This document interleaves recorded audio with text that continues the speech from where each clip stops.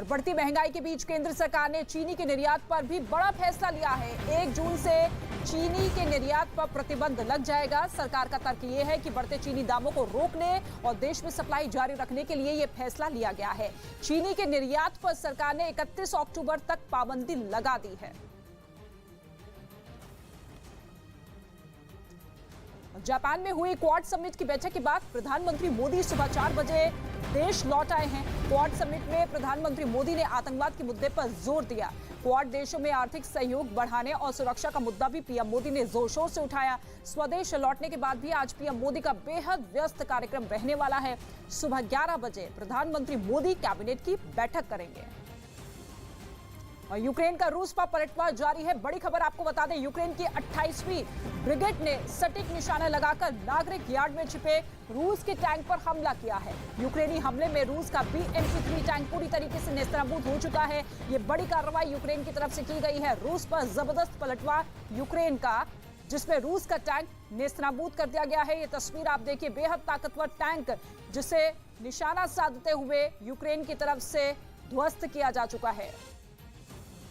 रूस और यूक्रेन की जंग को 3 महीने हो गए। दोनों देशों की सेनाएं यूक्रेन के कई शहरों में एक दूसरे पर ताबड़तोड़ हमले कर रही हैं। लेकिन रूस के साथ एक बेहद खूंखार पलटन है जो यूक्रेन के सैनिकों को कई इलाकों में घुटने टेकने पर मजबूर कर रही है। और वो इसका दावा खुद चेचन कमांडर रमजान कादिरोव ने एक वीडियो जारी करके किया, जिसमें उनके लड़ाके लुहांस्क के एक इलाके में लड़ते दिखाई दिए।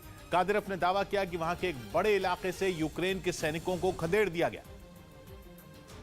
उनके लड़ाकों ने ज़ेलेंस्की की फौज पर भीषण हमला बोल दिया। जिस जगह पर लड़ाई शुरू हुई वो पूरा इलाका गोलियों और बमों की आवाज से गूंज उठा। रमजान कादिरोव के खतरनाक लड़ाकों ने यूक्रेन के सैनिकों पर गोलियों की बौछार कर दी। रॉकेट लॉन्चर से जोरदार हमले किए गए। एक चेचन लड़ाका तो एक जगह छिपकर यूक्रेन के सैनिकों को अपनी गोलियों का निशाना बनाता नजर आया। यही नहीं, एक दूसरा लड़ाका भी अपनी राइफल से ताबड़तोड़ फायरिंग करता दिखाई दिया। रमजान कादिरोव ने अपने लड़ाकों का ये वीडियो जारी कर यूक्रेन के सैनिकों को बड़ी चेतावनी भी दी। और चेतावनी ये कि उनके लड़ाकों को हल्के में लेना यूक्रेन के सैनिकों के लिए भारी पड़ेगा। रमजान कादिरोव के मुताबिक पहले भी उनके लड़ाकों ने कई बार ज़ेलेंस्की के सैनिकों को घुटने टेकने के लिए मजबूर किया। और अब वो फिर यूक्रेन की सेना के लिए सिरदर्द बनते जा रहे हैं। यूक्रेन के पूर्वी हिस्से में छिड़ी जंग में खूंखार चेचन लड़ाके रूस की सेना के साथ मिलकर यूक्रेन के सैनिकों को खदेड़ने में जुट गए। जैसे ही उनका सामना यूक्रेन के सैनिकों से हो रहा है, वो उन पर भीषण हमले बोल रहे हैं।